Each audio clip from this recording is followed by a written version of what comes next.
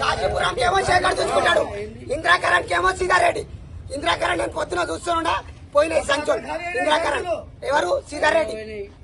ఆయన ఏమన్నాడు? పొద్దున 6 గంటల వరకు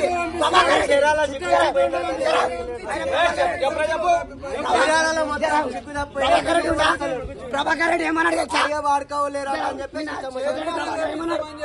ఇవాళ పొద్దున 6 గంటల కల్లా సంచులు ఇస్తాను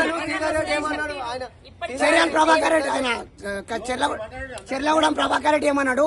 మీకు పొద్దున్న 6 గంటల కల్లా 8 గంటల కల్లా సంచులు ఇస్తాను. ఇప్పటిదాకా రాలేడు. ఇప్పటిదాకా 11:30 అవుతుంది.